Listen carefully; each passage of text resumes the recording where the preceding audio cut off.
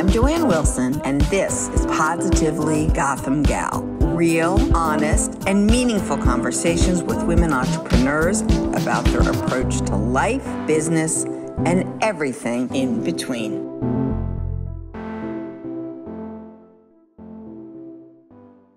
Hi. Hello. Thank you guys so much for doing this.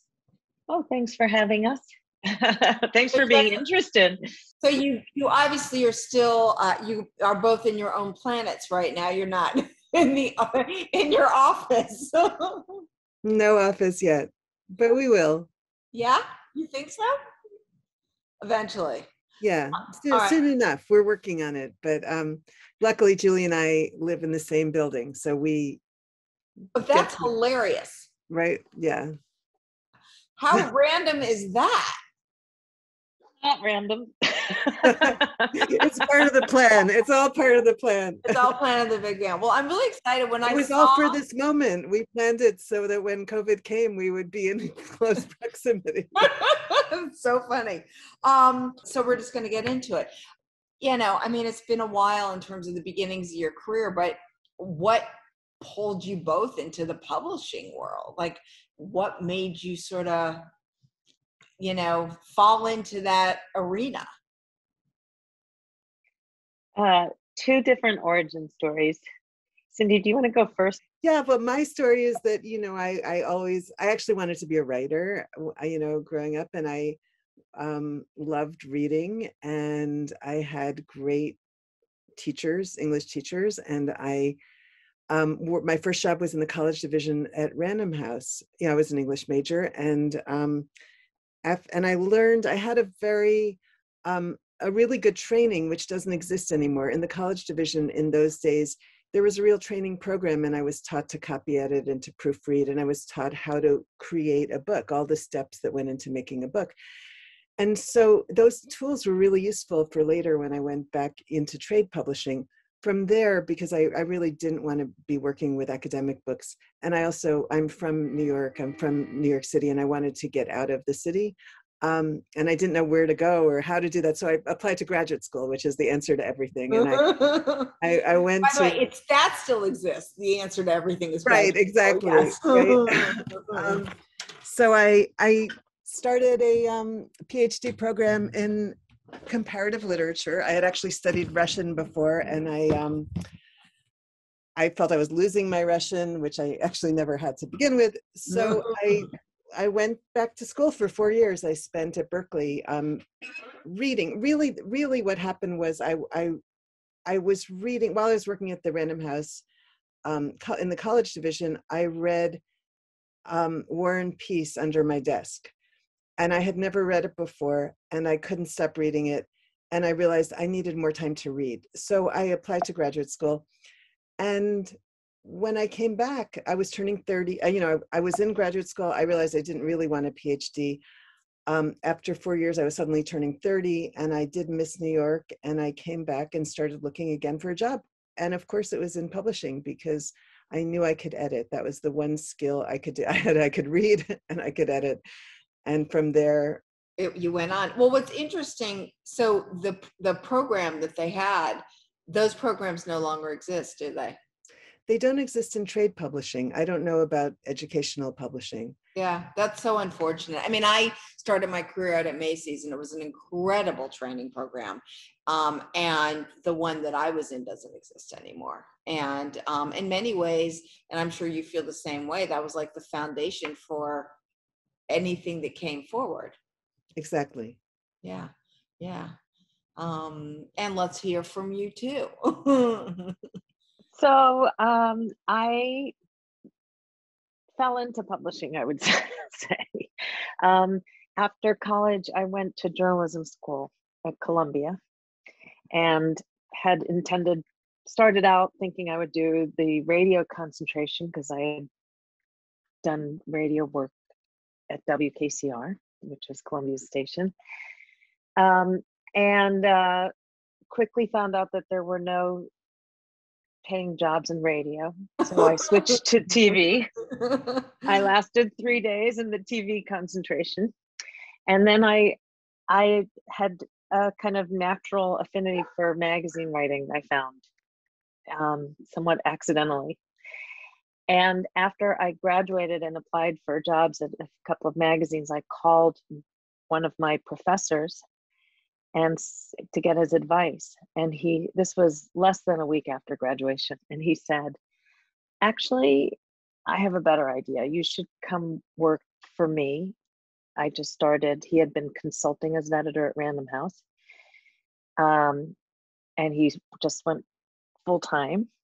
And he said, you'd work for me and this other editor. You should just come in and meet him. Just come in and meet him. And this guy was David Rosenthal, who went on to become the publisher of Simon & Schuster and Blue Rider. And he is now an executive editor at Houghton Mifflin, and was very influential to me.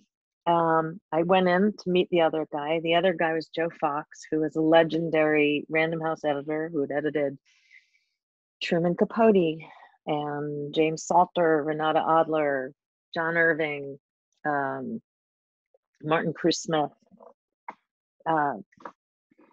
Mavis Gallant, an amazing roster of writers. And Joe and I really clicked. And David walked me out of that interview and threw his arm around me in the days when you could throw your arm around Exactly. a 22-year-old woman, and said, I don't know, David, I have this degree. I have like student loans. I don't know, like what, and he was like, you're young, you got time to burn. Do it for a year. Think of it as an editorial apprenticeship. You'll learn about writing from the editorial side of things. You got 24 hours to make up your mind. Anyway, I did it. And I thought, okay, I'll do it for a year. And when I get bored, I'll go. And I also I did not have the formal training that Cindy had, but I feel extremely fortunate to have caught that last wave of these kind of editorial titans, Jason Epstein and Bob Loomis and Joe. Gary Fiskajohn was a young editor there, Errol McDonald. And I drank it up, and I had some wonderful mentors. Joni Evans came in about a year into my tenure there, and Joni was amazing. She just said to me, you're ready. And she promoted me, and I had started acquiring books, and I had terrific opportunity, and I had a very Catholic education. I edited everything. I would read along on Martin Cruz Smith and get to say, like, okay, I don't understand. Is this happening on the trawl deck or the hold? That was a novel called Polar Star. I was given a James Michener book to edit as an assistant behind the scenes. I edited for Jason Epstein, an amazing book on censorship. I edited for Bob Loomis. And it really was the apprenticeship that he promised. And I did not get bored. I made amazing friends, because at that stage of my life and in publishing, you work alongside your friends. We would stay till 8 or 9 o'clock at night working. And these are still some of my closest friends. So it was kind of a wonderland for me. Amazing. Now that I look back on it, and I had success. And yeah, I mean, it's interesting. I mean, you guys have, between the two of you, you have so much experience in the publishing world, and just what what you were saying, Julie, is that, Cindy came up from a different angle, you came up from this angle. And I mean, everything has changed so dramatically in so many different industries. And, here the two of you came together after all this experience, and you launched a brand new publishing house in the middle of a pandemic as two women. I'd like to hear from you both. Like, why now, as we're seeing, these platforms online where people are putting their books, some of them are so not that good, and it's very interesting for me to see my kids, who one of them was an English major as well, and they all read on physical books. No one reads a Kindle. And so, I'm curious, what you're thinking about. What was the excitement to start something new in this time period? Well, when we thought about starting Afresh, it seemed like an amazing opportunity for us to both talk about our many years together, our experience in corporate publishing, and to talk about what it would look like if we were actually to start something right at this moment from the ground up. You know, if we could do whatever we wanted because there was no structure in place, what would it look like? And we had a lot of fun. We created a very long document that we shared that was like our dream scenario that we thought was a business plan, but it really wasn't. And what we realized was that today what people want is content. It doesn't really matter how they consume it, right? We especially we learned this during the pandemic. This was a little pre-pandemic, but we already knew that people want stories, and however they consume stories doesn't really matter, but we want to give it to them in the best form for whatever format that is. And we thought, you know, today if you created a company that was a publisher, we thought, why doesn't it have more than just books? You know, we will always keep the book at the center of the company because we are book publishers, and books matter. And books also are often where the great stories come from. So when you look at television or film, they're, you know, book adaptations. But we thought, why not look at a book, you know, or whatever the project is. We have one podcast we're working on that will just be a standalone podcast, and see what are the stories in it and how can they best be told. First as a book, then maybe there's a podcast that takes on a different angle that can't be told as fully in the book. And maybe there's a film adaptation that's really, or a television series that's, you know, great for a different audience. So you're really looking at this more as a new type of publishing house where those authors, you're sort of their, I mean, you've always been the agents, right? But you're the agents where you're helping them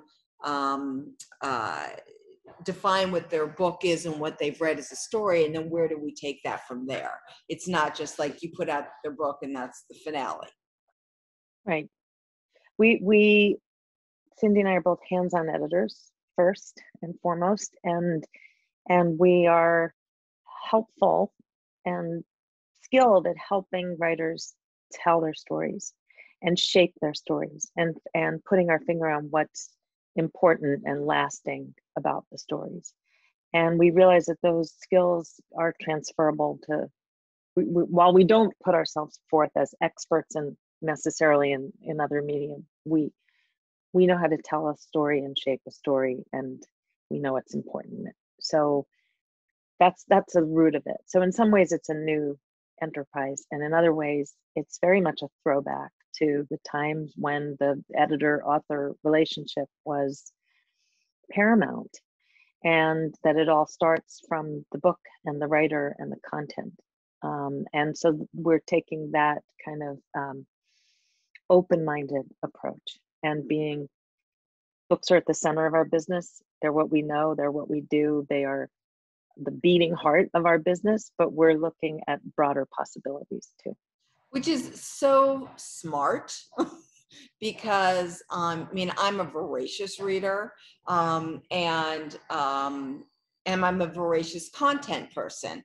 I'm a voracious movie watcher, right? So on all those things, and you know, of course, I can take a couch, you know, I sit on the couch and comment, well, that could have been edited back, you know, 20 minutes, or, you know, that right. book didn't need that chapter, or whatever it may be. But again, it's all about content. And you've both decided to only do 20 books a year. And is there a reason behind that? Are you're hoping to stay more of a small boutique so that you can really focus on those 20 people? Yeah, throughout the year, you know, Julie and I have worked together for now for something like 26 years. And we were founding editors of Riverhead Books. And then we went on to start Spiegel and Grau at Random House. And we've always had a small list. So we've always been a small boutique house within a large corporate framework. And what we discovered, what we felt when we were working in that corporate framework, was that they were publishing too many books. And we felt that, you know, we didn't want to get bigger, because we thought if we grow, we won't be able to give all of our attention to the books the kind of attention the books deserve. And Mhm. so part of our plan is that as publishing gets bigger and bigger, as Simon and Schuster becomes, is acquired by Penguin Random House, as HarperCollins is Houghton is acquired by HarperCollins, our strategy is to stay small. And we want to, again, as Julie said, put that author-editor relationship back at the center of the equation and have a more old-fashioned feel in terms of that, and be able to spend the kind of time and attention that on the books that they need. Well, right. It makes sense. I mean, certainly when, 20 years ago, not 25 years ago, let's say, I mean, as Amazon came into the picture, there was no one really knew what sold, right? Wasn't it this concept that all the books just went out to the bookstores and whatever didn't sell came back to the publishing houses? And so the more books you publish, the better it probably worked in terms of turn. But now it has changed. There's so much access, and people actually do know what sells. They know that this many books have sold, or these many books have not moved, and they own the inventory. So it's really changed the direction of the industry. Right. And of course there's bestseller lists on Amazon every day and rankings. And so even consumers, I think, now understand. And that's really, that's the key discoverability tool on Amazon, right? Those ranked lists, and you go and see what everybody else is reading. Yeah. We have faith in our ability to curate too. And I think that's part of our baked into our model, that we are going to choose books that we see this potential in and that are meaningful to us. And we're putting our money on those choices rather than volume. There's a sense in corporate publishing that you publish, the reason that, corporate houses publish so many books is because they're hoping that one will hit really big, like Michelle Obama's Becoming, right? And that book will float the whole company. That is a way of publishing. It's like venture capitalists. Right, exactly. It does make a kind of sense, if you think about it. But when you do that, a lot of books get lost in the shuffle. Yes. And that's what a lot of authors get lost in the shuffle. And never have a chance, actually. Yeah. For sure. And you did a deal already with Amazon Studios. And so Yes. Did you do that deal prior to launching the book, or are you thinking about doing deals where everything comes out at a certain time in regards to the PR, or there's a certain cadence to how you release things? Our deal with Amazon Studios is an overall deal. It's like a first look deal between our two companies. Very cool. It's not title specific. And it's an amazing deal for us. It's Amazon Studios understood that they were making a deal with a publisher and not a specific producer or talent. Mm-hmm. And that as publishers, we were here to serve the author. So it gives us a very comfortable amount of latitude to get our material to the right creative match. Mm-hmm. And it was incredible for us. We actually did our deal before we announced. That was part of our undercover pandemic work. That's it. I love that. And it's an industry. Do you feel, as being two women in the industry, that has, what has that been like in this industry? I mean, everything is becoming more woke, and you're right, someone can put their arm around you. But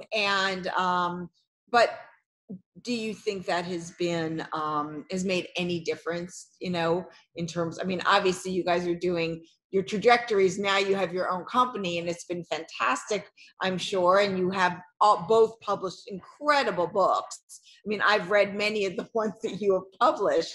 Do you think that being a woman in this industry has been dismissive, or it's been a positive, or there are more women in this industry? Like, just your thoughts on that. I think publishing is probably unique in that there were women in positions of leadership sooner than other media industries. The historical reason for that, I've been told, is that in the 1970s and 80s, the subsidiary rights departments were often run by women, and they were profit centers for publishing, because that was an era when paperback rights could be auctioned off for millions of dollars if you had a hot book. And so those women, many of those women actually rose to positions of leadership. That was true of Joni Evans and Susan Campbell, Kathy Robbins, Martha Levin, and others. So, so there were women in important roles in publishing all along. It was, though, also, at least when Cindy and I started out, very male dominated in the editorial ranks. Right.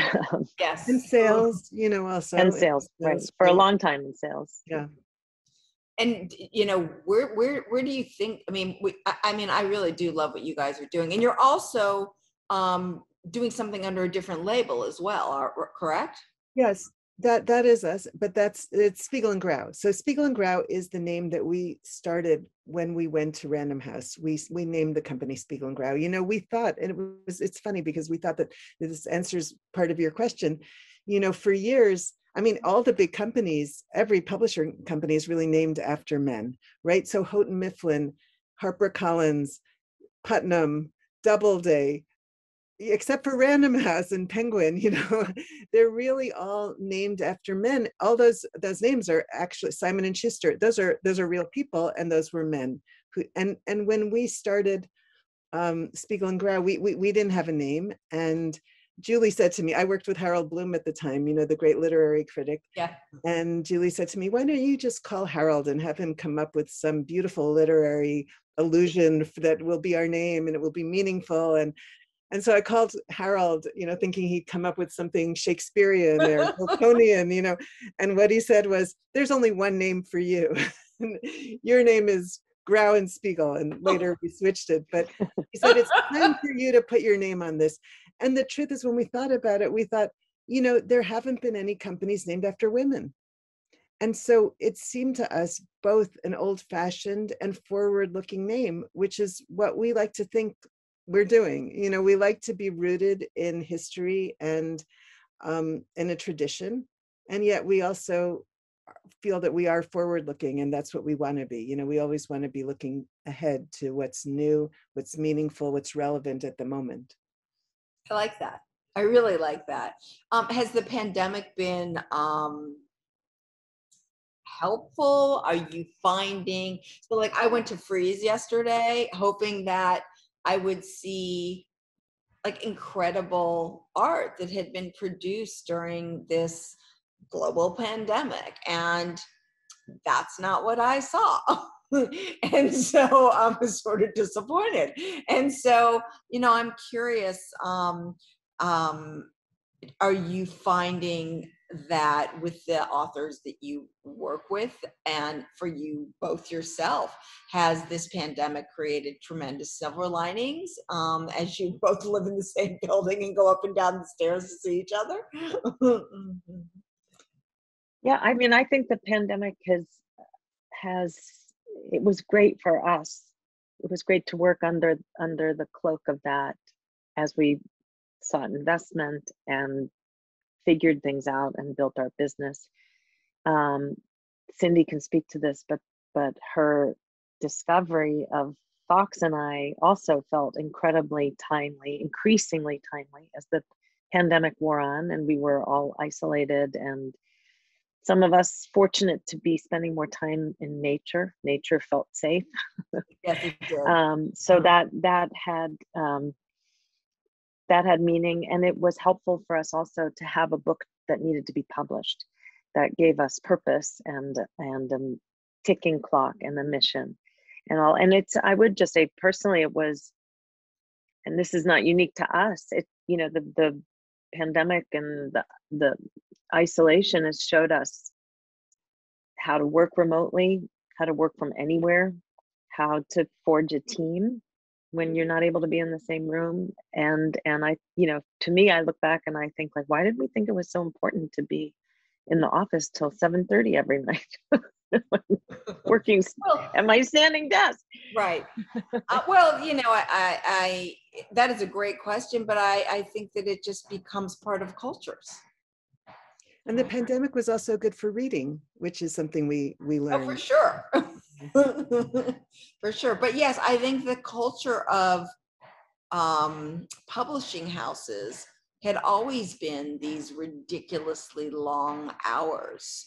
And there's other industries that are the same, but there is something about this pandemic that sort of opens everyone up to, okay, what is the balance really between my personal life and my business life? Because we're so blended at this point, that, you know, if I can get the job done, and you do what you need to do, there's no reason just to sort of be here to be here.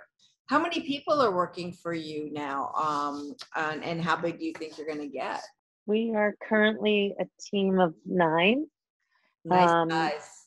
2 of our colleagues are in Los Angeles. And I should go back to the Amazon Studios question and say that one of our partners, Liza Wachter, was a widely respected book-to-screen agent. She and her partner started kind of the premier book-to-film and TV agency, which they sold to WME in 2016. So meeting her right before the pandemic was very fortuitous for us. And it's through Liza's connections and her relationships that we even got an audience with Amazon Studios. And so that was an incredible opportunity that she made happen for us. So we have the West Coast side. We have 2 editors. The rest of us are based in New York, many of them in Brooklyn. We have 2 editors. We have a COO who we worked with many years ago when we were at Riverhead, and she was in her first publishing job and has mastered many skills in publishing that are luckily very complementary to Cindy's and mine. And we have Amy Metch, who is running our audio programming, and who worked as the associate publisher and editorial director of Penguin Random House Audio for 18 years, and really presided over and engineered the growth of that division of Random House into a powerhouse. And as Amy says, watch that form and that format grow from books on cassette to, you know, the Audible and iBooks and, you know, the iTunes downloads and, you know, all of us listening on our phones now. So that really is, she really rode that wave. It's incredible how much it's changed. And we have a young digital director. Thank you. Yes, I left someone else. Where do you both see the world of publishing? And I think more not but publishing, but the world for writers going. You know, we can look back and see how much has changed in publishing in the last 20 years or even just the last 10 years. You know, this is amazing that you both, after 25 years, got together, created a new type of industry that works for yourselves. Like, where do you both see publishing going in the next decade? I actually think that a lot of people are going to follow the same model that we're following. You know, we're not the only ones to notice that I'm sure and can live on different formats, right? And now, you know, there are a lot of film companies who are building podcast companies, you know, building podcasts within them, and podcasts are trying to get film rights. You know, this is all open territory, and we're all trying to figure it out. And there will be new forms of media to come along, even, you know, beyond what exists now. I think the real issue is that the big 5, you know, who are soon to be the big 4 publishing houses are getting so big that they, you know, can't possibly look at each project and build them out in this way. And it seems to us that there every day we are noticing another indie house that we didn't even know about, you know. So I think there will be more. I feel that this is a kind of renaissance for independent publishing. It's an exciting time.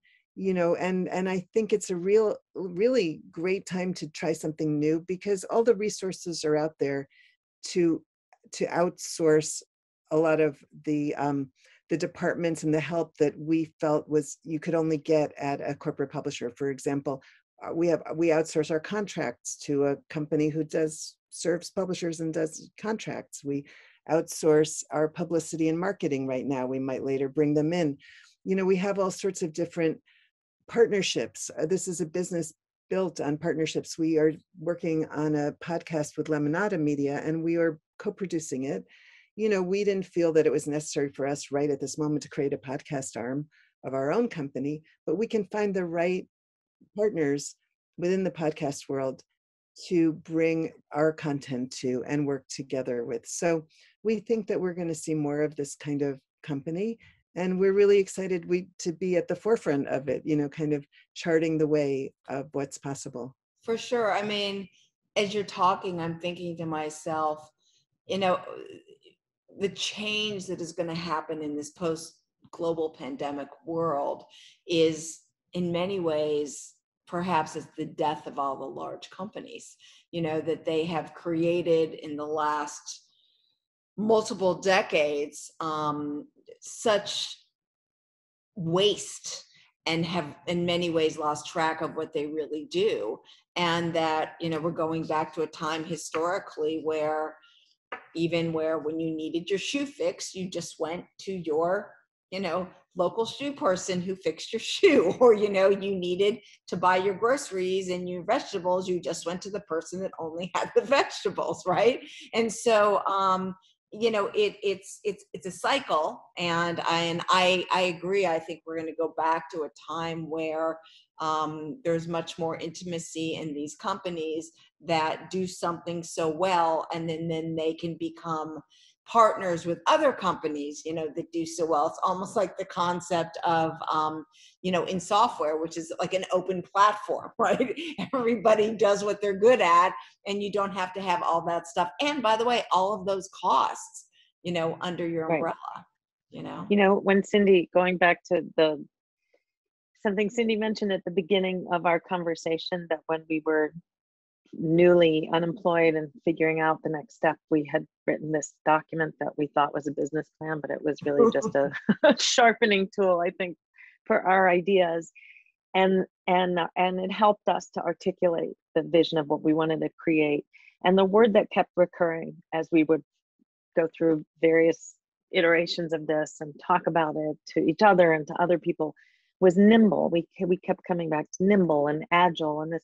And I think that's part of what you're talking about now. I think that having partnerships, not investing in things we don't yet know, but being open to partnerships is a form of being nimble and not being subsumed by overhead. Yes. And we're learning as we go. And these partnerships are incredibly valuable.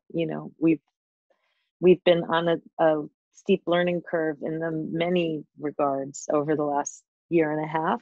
And that's kind of what makes it fun and new for us too, because it was time for a refresh also. When you're doing something for 25 plus years, it's time to take a fresh, run at it. And so having these challenges and figuring stuff out for ourselves and creating infrastructure and blazing, our own path on this has been really invigorating for us. I'm sure. And Julie and I have always worked a little bit outside of the box. We've worked within the corporate structure, but our books are always hard to define. They're often not in one particular category or other, which becomes complicated when you're working in a big, in a big corporate setting.